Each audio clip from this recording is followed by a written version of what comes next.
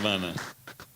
Bueno, en primer lugar, perdónenme por haberme atrasado esta mañana. Eso estaba muy mal. Creo que solamente me atrasé 3 minutos, pero felicidades por la puntualidad. Qué lindo. ¿Me perdonas, hermano Nils? Amén. Gracias, gracias. Es importante. Sí, hermano. Qué lindo. El que reconoce su pecado siempre recibe perdón. Amén, amén. Y también les decía ayer que para mí la doctrina de la unidad de la iglesia es muy importante. Y la unidad tiene que ver con doctrinas esenciales. Y creo que la doctrina del perdón es una doctrina esencial, ¿no? Porque en varios lugares en la palabra de Dios dice que el que no perdona tampoco va a ser perdonado por Dios. Qué tremendo, ¿no? Qué tremendo. A ver, vamos. Ahora, en segundo lugar, quiero agradecer y felicitar a la Misión Alianza de Noruega, al hermano Nils, al hermano Samuel, al hermano José, a todo el personal de la Misión Alianza de Noruega y a todas las instituciones que están apoyando, pero claro, que tomaron la batuta ustedes, los de la Misión Alianza, por realizar este evento aquí en La Paz. Creo que es el evento más grande. Perdón, me olvidé, al director, nuestro hermano Stanley. Sí, creo que es el evento más trascendental en lo que se refiere a recordar la reforma, los 500 años de la reforma. Muy bien. Al terminar, Dios mediante, vamos a tener la oportunidad para hacer algunas preguntas, si la tienen en el curso de mi exposición. Y también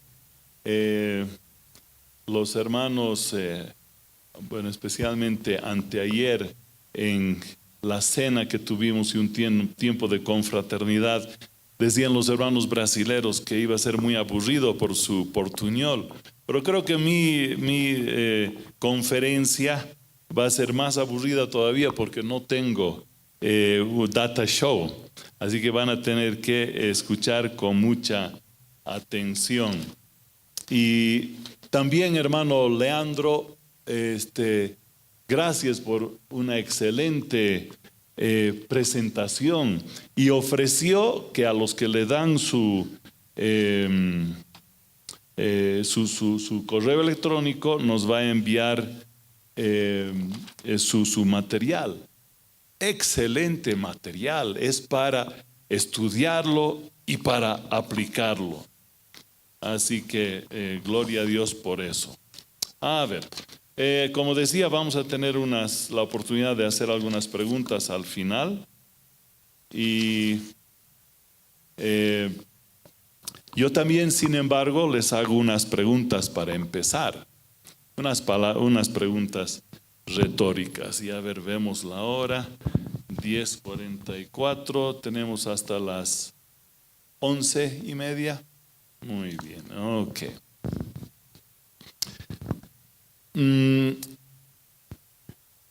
Antes oraremos nuevamente. Padre Celestial, te damos gracias por este tiempo juntos. Te damos gracias por tu presencia aquí. Señor, haznos adoradores que te adoren en espíritu y en verdad, porque si eso es así, lo demás vendrá por añadidura. Gracias, Padre, porque tú nos llamas a ser líderes de integridad, porque sabemos que tú honras a los que te honran. De modo que, Señor, obra en nuestros corazones, y ahora en lo que se comparte, Señor, también que sea para edificación. Enséñanos a retener lo bueno y desechar lo malo, y ayúdanos a crecer individual y colectivamente. Esto humildemente te pedimos en el nombre de Jesús. Amén.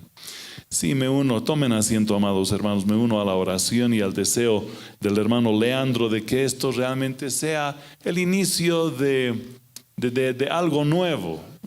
Sí, claro que, como decía, algunos piensan que todo empezó con Lutero. No, pues, ¿no? O algunos piensan que todo empezó aquí en Bolivia con Julio César Ruibal. No, pues, ¿no? Y también lo que Dios va a hacer mañana, quizás en cierto sentido no empieza ahora, pero algo nuevo, algo especial, algo fresco puede salir de este congreso. Y las cosas en nuestras iglesias, en nuestro país, tienen que cambiar, tenemos que crecer y mejorar. Bueno, algunas preguntas retóricas.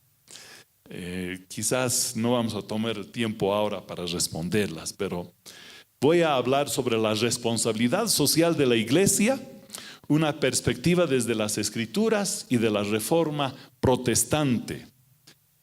¿Puede haber responsabilidad social sin evangelio, hermanos? ¿Puede haber responsabilidad social sin evangelio, sin Cristo, sin Dios? El ejercer la responsabilidad social salva al que la ejerce. El ejercer la responsabilidad social salva al que la ejerce. El que se beneficia de la responsabilidad social se salva. Otra vez, el que se beneficia de la responsabilidad social se salva. ¿Puede haber evangelio sin responsabilidad social? Me hace recuerdo de un dicho de Calvino. Dice, donde se predica la palabra de Dios, ahí está la iglesia, aunque esté plagada de un enjambre de errores. Qué interesante. Por eso el hermano también, Leandro, hablaba de la importancia de la flexibilidad y de la tolerancia entre iglesias, entre líderes. ¿Se puede predicar el evangelio a un estómago vacío? Bueno, son algunas preguntas retóricas. Me gustan esas preguntas. Bueno, introducción. ¿Qué significa responsabilidad social? La responsabilidad social incluye todos aquellos deberes morales cuyo cumplimiento contribuye al bienestar espiritual, emocional, físico, social y material de otros. Es expresar el evangelio en palabras y obras. Es hacer misión integral. La responsabilidad social se ejerce cuando uno ama a su prójimo como a sí mismo. Dicho de otra manera, cuando uno responde bíblicamente a las necesidades espirituales y temporales del prójimo, uno es una persona socialmente responsable. Y esto requiere amor, sabiduría, inteligencia y coraje, como veíamos en las vidas de los reformadores. Amor, sabiduría, inteligencia, coraje, valor, cualidades de las cuales tenemos gran necesidad.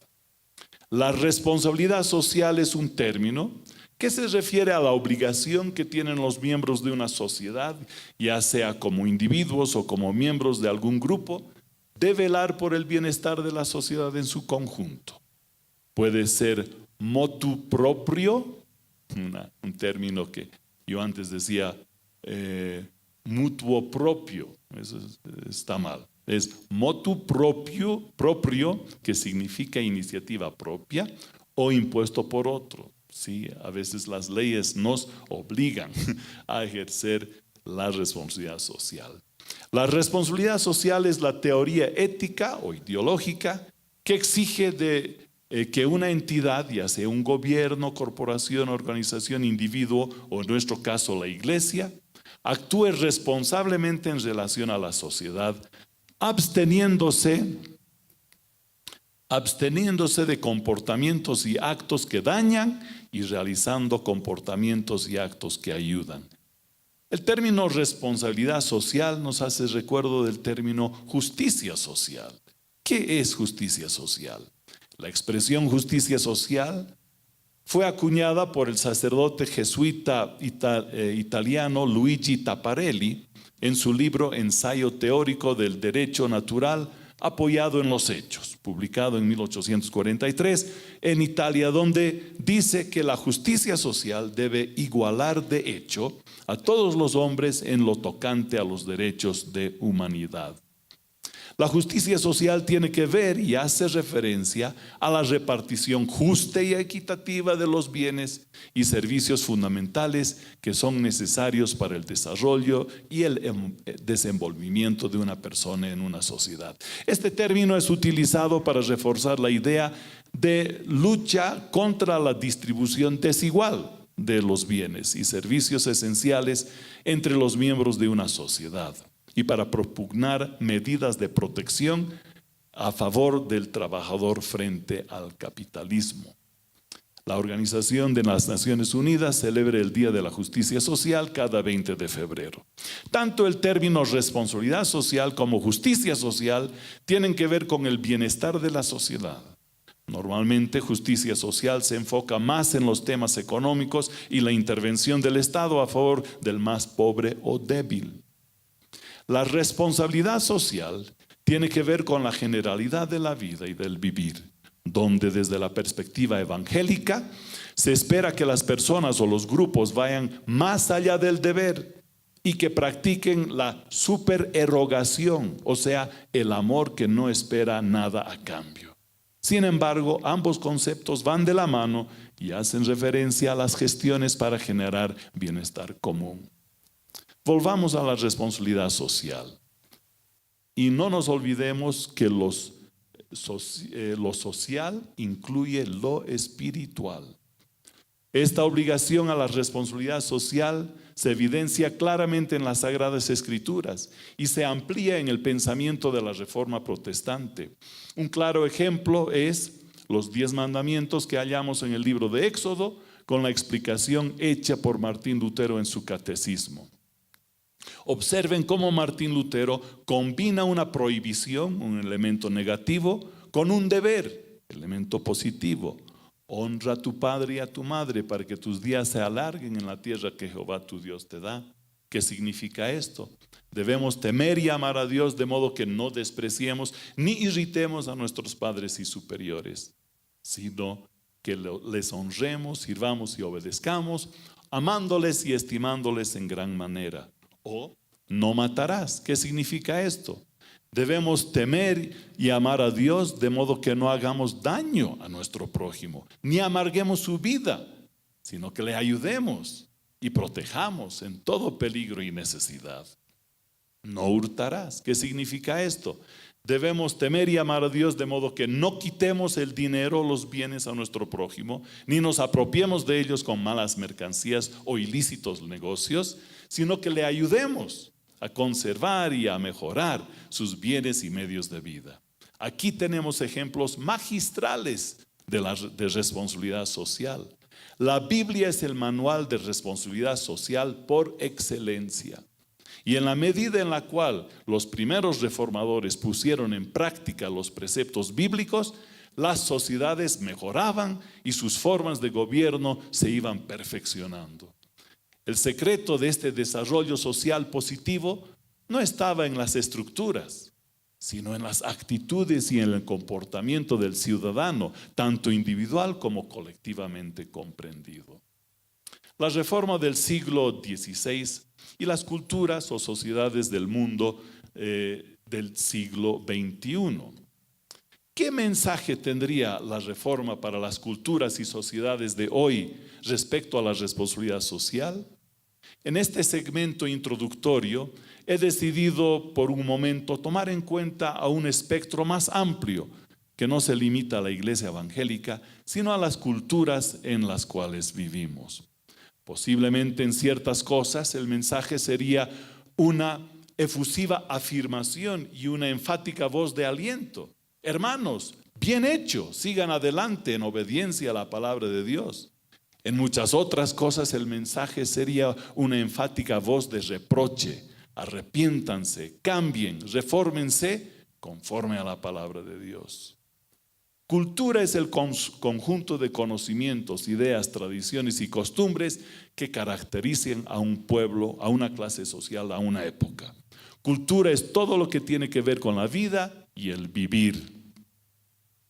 En Bolivia tenemos las culturas mestizo, aymara, quechua, guaraní y las de las etnias del oriente. En el resto del mundo hay latinoamericanos, norteamericanos, europeos, asiáticos, africanos, árabes e indios, todos con sus diferentes culturas. Muchos elementos de las culturas no tienen una carga moral, ni positiva ni negativa, como ser elementos que tienen que ver con la comida, el vestido, la arquitectura, la música. Pero existen elementos de las culturas que sí son buenos o malos. Esos elementos tienen que ver con los principios, con los valores, con la cosmovisión. ¿Cómo se comparan nuestras culturas y nuestra sociedad con los principios propugnados por la Reforma? Así como a nivel global existe un choque de culturas y civilizaciones entre el mundo occidental cristiano y el mundo musulmán, existe también un choque de culturas y civilizaciones entre los que nos identificamos con las Sagradas Escrituras y la Reforma protestante y los que tienen otros dioses, otros valores, otras cosmovisiones. Llámese el equeco, la pachamama, la ideología de identidad de género o los que fuere que estén en contraposición a la palabra de Dios. ¿Qué respuestas a los problemas y necesidades sociales hallamos en los principios bíblicos redescubiertos en la Reforma?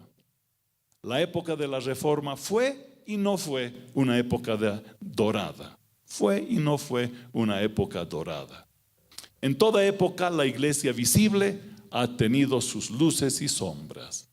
Pero definitivamente las verdades redescubiertas y puestas en práctica en la época de la Reforma son verdades que contribuirán hoy al desarrollo positivo de toda cultura.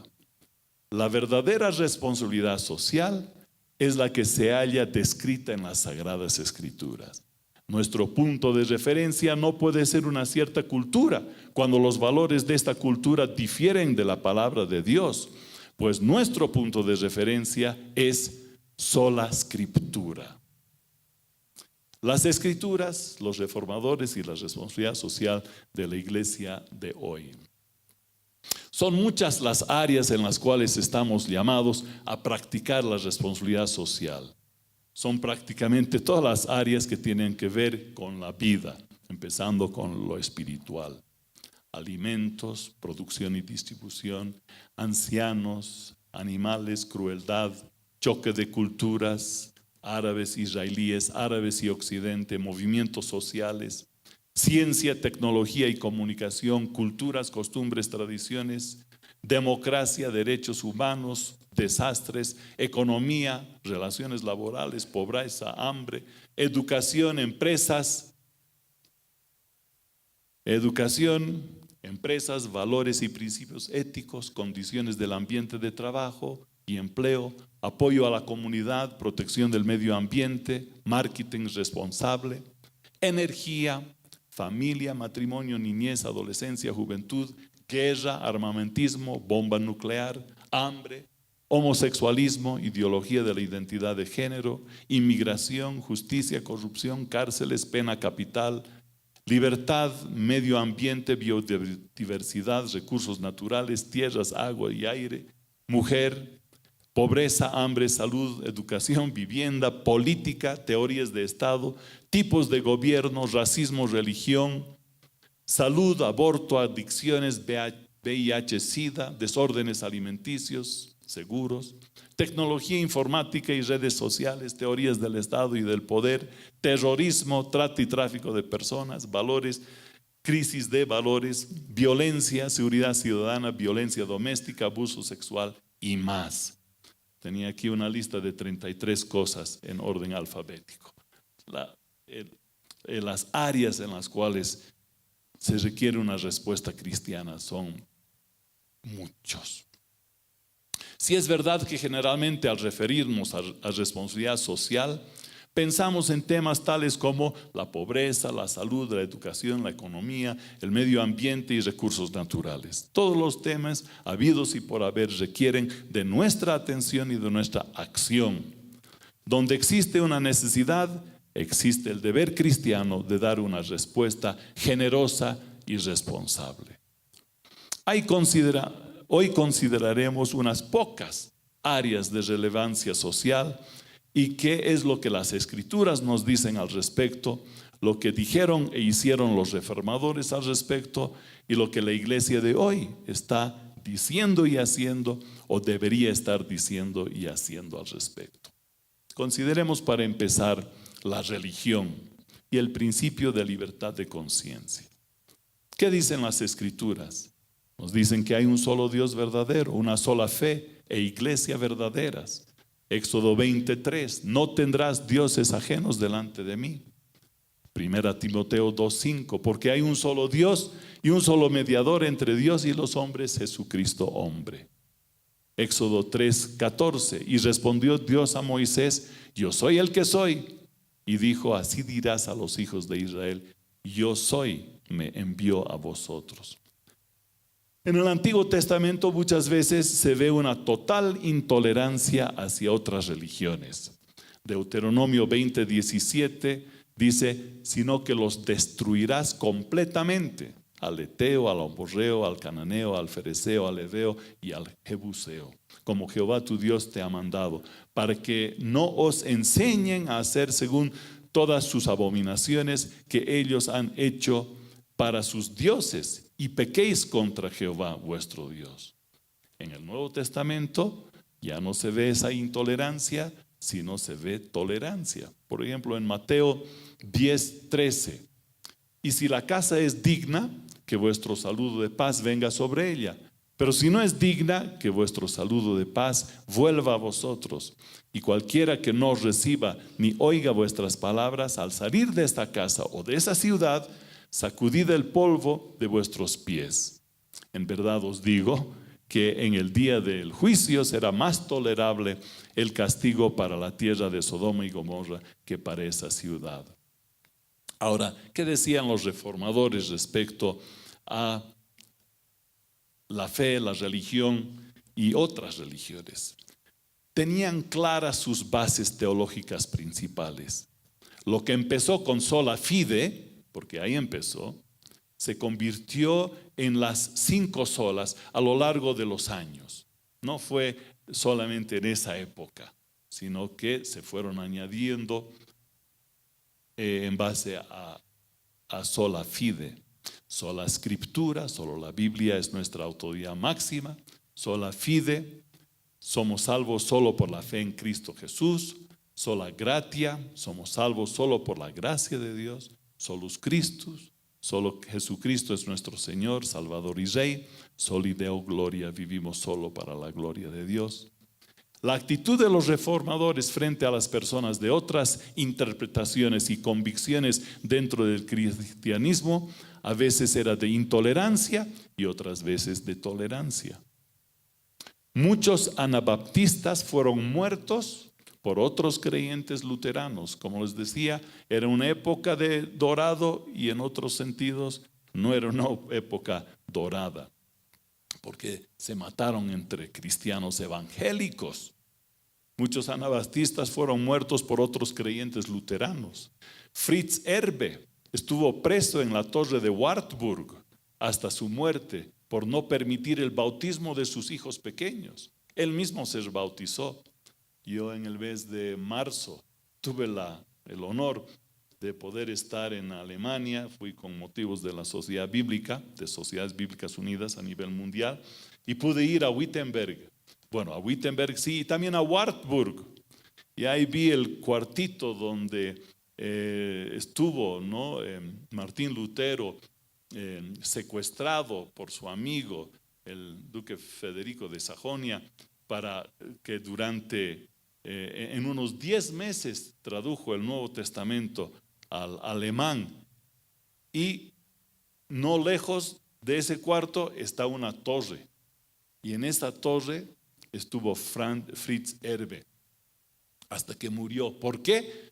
porque se rebautizó y porque no quiso hacer bautizar a sus hijos pequeños. Lutero no estaba de acuerdo con matar a los que tenían otras interpretaciones de la Biblia. En 1528 escribió: usted pregunta si el magistrado puede matar a los falsos profetas.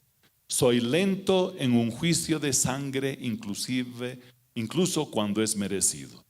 En este asunto estoy aterrorizado por el ejemplo de los papistas y los judíos ante Cristo, ya que cuando había un estatuto para la muerte de falsos profetas y herejes, con el tiempo se produjo que solo los más santos e inocentes fueron asesinados. No puedo admitir que los falsos maestros sean condenados a muerte. Basta con desterrarlos. Entonces, expulsarlos. Eso hacía. Pero, en cambio, al revisar las leyes de Ginebra, las tocantes a la pena por herejía, que prescribía muerte en la hoguera, Calvino mantuvo dicha pena. Pero cuando juzgaron como hereje a Miguel Servet, ¿no?, Calvino trató de cambiar la sentencia de muerte por hoguera por decapitación, pero no logró dicho cambio y Servet fue quemado. Aunque le pidió perdón a Calvino, fue quemado. Luego, en relación a amenazas externas, durante toda la época, pidió perdón, pero no se retractó de sus creencias. Sí, y él quiso que se le ejecutara de otra manera, pero finalmente se mantuvo en su posición médico y fue quemado en la higuera. Luego, en relación a las amenazas externas, durante toda la época de la Reforma, los cristianos estaban bajo la amenaza de una invasión turca musulmana. La amenaza cesó temporalmente cuando los turcos fueron derrotados en la batalla de Viena en septiembre de 1683. Cuando fueron derrotados final y definitivamente en 1699, dejaron de ser una amenaza al mundo cristiano, por lo menos por ese tiempo. Lutero creía que los musulmanes adoraban al mismo Dios, pero que lo hacían mal y quedaban bajo condenación porque rechazaban el Evangelio. Lutero reconocía el fervor religioso de los musulmanes. Decía además que preferiría ser gobernado por un turco o musulmán competente que por un cristiano incompetente. O dicho de otra manera, prefería ser gobernado por un turco inteligente que por un cristiano tonto. Calvino creía que los musulmanes no adoraban al mismo Dios, porque al rechazar a Jesús estaban entronando a otro Dios. Lutero fue más severo con los judíos, actitud que los luteranos en particular y los evangélicos en general hoy repudiamos. La iglesia hoy se evidencia en la iglesia toda una gama de actitudes frente a creyentes con interpretaciones diferentes. La Asociación Nacional de Evangélicos de Bolivia mantiene una posición de gran inclusión y tolerancia entre denominaciones consideradas ortodoxas, en el sentido de ser fieles a las doctrinas esenciales del cristianismo. La congregación local donde yo pertenezco tiene la misma postura. Uno puede ser miembro y autoridad de la congregación, sean cuales sean sus inclinaciones particulares, pero siempre dentro del cristianismo ortodoxo. Aceptamos el bautismo de bebés, aceptamos el bautismo de mayores, o si uno tiene una convicción más en la línea de los salvacionistas o de los amigos, los cuáqueros, y que no requieren el bautismo en agua, también eso está bien en nuestra congregación. Si uno es arminiano o calvinista, bienvenido, uno puede ser miembro de nuestra congregación y ser autoridad también. Claro, no les he dicho a qué iglesia es. Es una iglesia internacional donde hay muchos que llegan y se van. Es una pequeña congregación que antes, cuando las embajadas tenían más personal y habían más empresas internacionales, entonces había más personas. Hoy somos una congregación muy pequeña, habiendo sido de más de 200 miembros, ahora apenas somos como 30, pero somos inclusivos, pero dentro del cristianismo ortodoxo. Hay algunas denominaciones que creen en la segunda separación, siendo la primera la separación del creyente del mundo cuando se convierte, y siendo la segunda la separación del creyente con sana doctrina del creyente que no tiene sana doctrina. Se le reconoce la salvación, pero no se le da el púlpito. Respecto a la actitud hacia otras religiones, debemos extender amor y amistad. No verlos como amenaza externa, sino como una oportunidad de ganar almas a través del amor, la amistad y el servicio. Juan Calvino decía que tu prójimo incluye la persona que se halla en el punto más lejano de la tierra. Sobre la libertad del cristiano, Lutero decía, el cristiano es libre y señor sobre todas las cosas, sometido a nadie. El cristiano es en todas las cosas un siervo ministrador, sujeto a todos. Entonces, ¿cuál es la responsabilidad social de la iglesia respecto al tema de religiones? Para empezar, defender la autoridad de las Sagradas Escrituras. Ahí no podemos transar. Pero también defender el principio de la libertad de conciencia. La iglesia debería ser la voz más clara y contundente en cuanto a la articulación y práctica del principio de la libertad religiosa y de conciencia. Y la importancia del principio de una sana separación entre iglesia y Estado. Esto en vista de que por muchos años ya existen voces que pretenden la formación de partidos políticos confesionales. Sí, ayer nomás el hermano Munir me estaba diciendo que en una de las ciudades de nuestro país están hablando de formar un partido cristiano. Y eso no puede ser. Sí. ¿Saben lo que significa Hizbullah? Significa partido de Dios, ¿no? Los musulmanes tienen su partido de Dios. Y nosotros no podemos formar nuestro propio Hizbullah evangélico. Bueno, es para largo conversar, pero la iglesia entonces, ¿dónde estamos? La importancia del principio de una sana separación entre iglesia y Estado, sí. La iglesia de hoy debe ser firme en velar por mantener las doctrinas esenciales y ser tolerantes en lo que se refiere a doctrinas no esenciales. Y respecto a personas que tienen creencias ajenas al cristianismo, nuestra actitud debe ser de amor y servicio, sin dejar de denunciar aberraciones como la aceptación y promoción de prácticas homosexuales, los mal llamados matrimonios homosexuales, la ideología de identidad de género, y sin dejar de denunciar el abuso del poder y otras clases de injusticia. Veamos un poco acerca del matrimonio y la familia. ¿Qué dicen las Escrituras? Bueno, esto ya lo sabemos muy bien, pero aquí hay unos cuantos versículos. ¿Qué dicen las Escrituras? Antes, el matrimonio es la unión entre un hombre y una mujer. Es el núcleo de la familia y la familia núcleo de la sociedad. Mateo 19:5. Así por esto el hombre dejará a su padre y a su madre y se unirá a su mujer, y los dos serán un solo ser. Así que ya no son dos, sino un solo ser. Por tanto, lo que Dios ha unido no lo separe nadie. Levítico 18:22 se refiere al tema de homosexualismo. No te acostarás con varón como los que se acuestan con mujer, es una abominación. También en el Nuevo Testamento, 1 Corintios 6:9-10, ¿o no sabéis que los injustos no heredarán el reino de Dios? No os dejéis engañar, ni los inmorales, ni los idólatras, ni los adúlteros, ni los afeminados, ni los homosexuales, ni los ladrones, ni los avaros, ni los borrachos, ni los difamadores, ni los estafadores heredarán el reino de Dios. Saltemos a ver algo de lo que decían los reformadores. Decía Martín Lutero, no hay relación, comunión o compañía más encantadora y amistosa que un buen matrimonio. Y creo que les va a gustar mucho este dicho. La esposa debe lograr que su marido se alegre de llegar a su casa y él debe lograr que ella se lamente al verlo salir.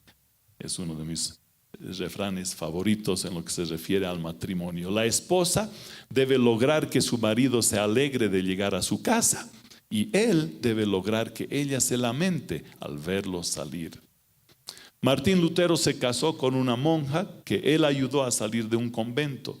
Esto sin la intención inicial de casarse con ella. Su nombre era Catalina von Bora. Lutero enseñó que el padre de familia debería enseñar la Biblia y el catecismo a sus hijos. Entre las cosas aquí está otra cosa controversial. Quizás podemos hablar de 3 cosas muy controversiales de Martín Lutero. 1, su actitud respecto a los judíos.